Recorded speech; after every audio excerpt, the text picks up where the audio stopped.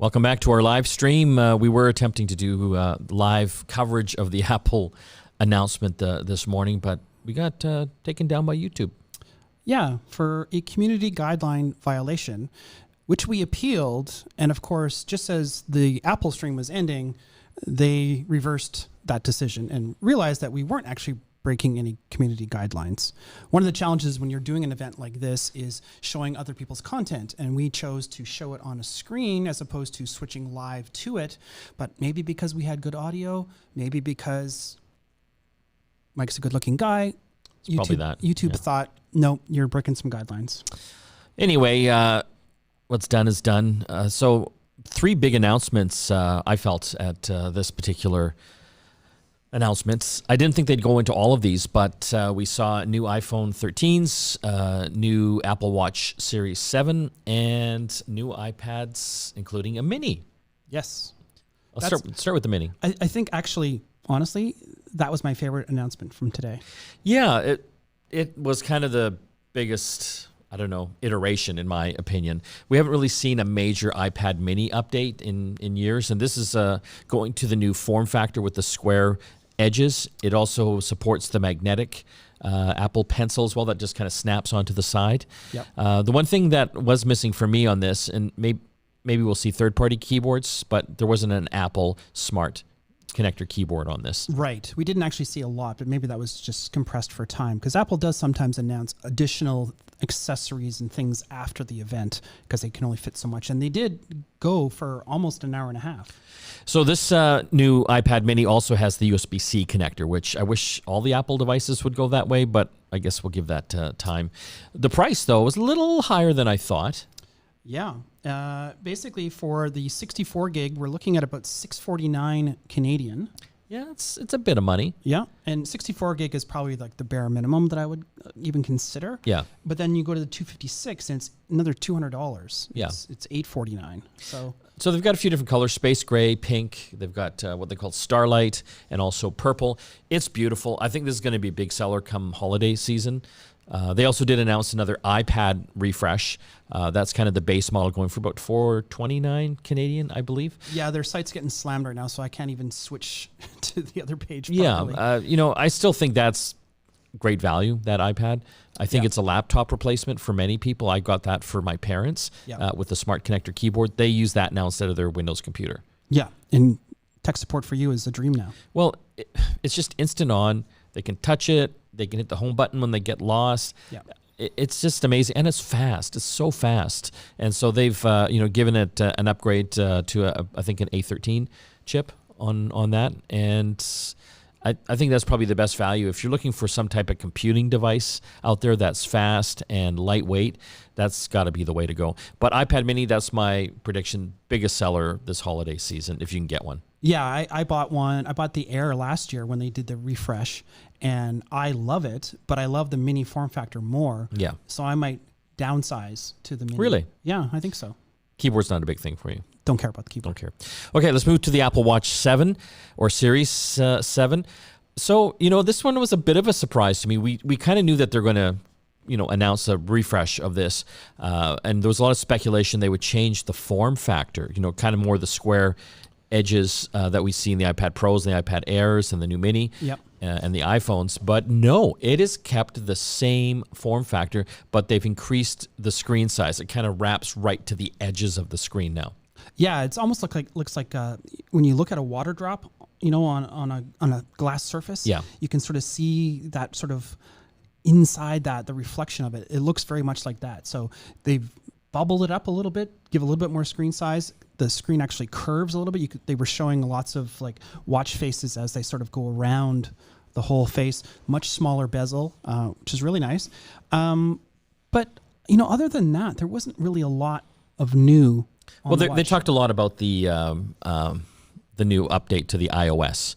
Yeah. Or sorry, the operating system for the Apple Watch. Yeah. That would work on a number of the different series, right? Yeah, there was like no net new health features, for example. Not in a big way. Yeah. No. So, it's beautiful. The screen it's going to be nice, if you're older like myself, you're going to be able to see bigger buttons. You're going to be able to see bigger text, more text, which I think is a great thing. They even showed it using a little mini keyboard now. They feel it's big enough to have a mini keyboard on there to type things in. So I'm going to be really interested to get my hands on one of these and try it out. Yeah, it is definitely a stunner. Some new colors as well, aluminum colors. Faster charging on it, and 18-hour battery life. Which is pretty good. I mean, because it's an always-on display as well. Yeah, but it's interesting, John, because we've seen a lot of other smartwatches out there, and from Samsung, Huawei, that are promising like a week or 2-week battery life, even the Fitbits. Yep. But maybe they're just not doing as much as the Apple Watch is. Do you know what I mean? Yeah. I mean, do they all have the same, as high a quality of screen as the Apple does? I don't think so. We'll look into that more. Okay, let's move on to the iPhone 13. The big surprise for me, John, and this was a huge rumor that they'd be including satellite connectivity, like satellite phone capability. And that was a big thing. Like everyone was yapping about it. And we even talked about it on the radio show. But nowhere to be seen. And so was this a big iteration for you? No, it was actually kind of disappointing. I mean, the main things that they announced were more software upgrades that take advantage of some of the hardware, but the hardware itself wasn't that revolutionary. It was more evolutionary. Yeah. Much more so iterative upgrades, kind of like an S series that we've seen in the past, right? So not a lot there. It does look like it's a little bit cheaper. Like I bought the 256 iPhone 12 Pro last year. Yeah. And this is, I think, about $100 cheaper, looks like, roughly, before tax. So for the basic 13, they're also talking about a new cinematic mode. Yeah. They made a big deal about that. So being able to focus in on different subjects automatically. So they're showing kind of like a Knives Out whodunit kind of movie that they were filming, and the guy would be talking, then he would look back to the person behind him. It would automatically focus on that person. Yeah, it's called rack focus. And typically on a camera, you'd have some guy that might be his job is to turn a knob on films. Yeah, to actually change the focal length of the camera so that you get that depth of field change, and you get that nice out of focus, in focus, back out of focus kind of thing. And Apple does seem to have that at all different levels where it's automatic, but you can also just tap, and you can tap and lock to lock onto a subject so that they can walk in and out of frame, that type of thing too, which, is cool, but really that feels more like a software thing as opposed to any like dramatic new hardware improvement. So increased battery life on both the 13 and the Pro, I think at least 2 hours. Yeah, to 2.5 hours. That was one of the rumors, was that it'd be a bigger battery. Yeah. In the same size. Yeah, I don't mind that at all. So moving up to the Pro, that's where they stuck a few more magical bits in. The refresh rate on the screen goes up to 120 hertz, and it's an automatic. Yeah, it's a dynamically switching as you need it that will help preserve battery life, because you're not turning on the monitor or the display at full speed the whole time. Yeah, so for example, if you're just looking at a static image or a web page, it might go down to 10 hertz.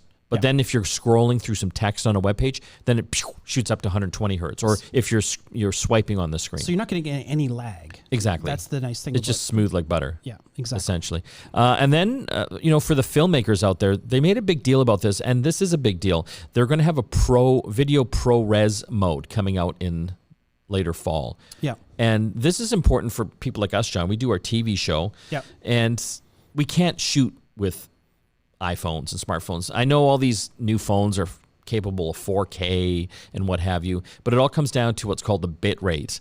And so our editor is always saying, no, you can't shoot with an iPhone. But a lot of times we want to when we're out at events and stuff, because they're just handy. But it's just not good enough for broadcast quality. But this ProRes video will take us there. Yeah. Maybe, still we'll have to see if we can do a whole episode this way. It'd be kind of a fun experiment. Yeah. To see if we can get it past all the people that have to approve the quality of our visuals.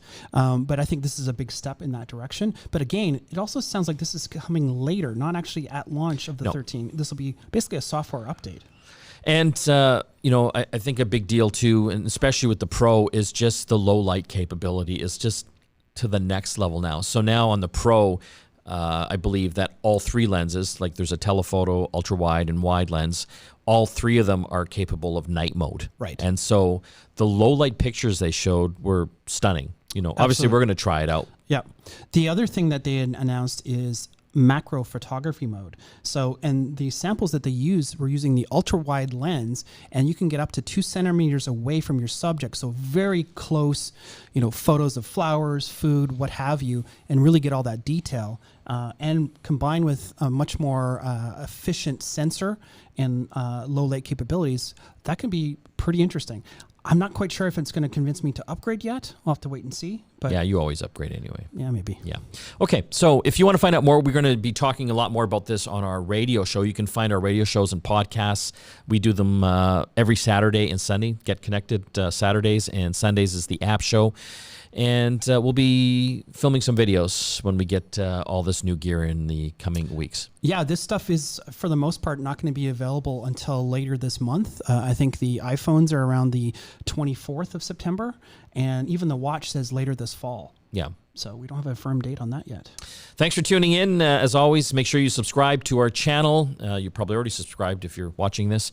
And hit the little bell icon to make sure you get notified when we have new videos coming out. And make sure, if you have any questions about the new Apple products, leave them in the comments below, and we'll try to incorporate those answers to your questions in our next videos. Thanks for tubing in. You've been waiting all day to say that. Well, I'm sure not the first one, but I'm going to make it big. Okay. Tubing.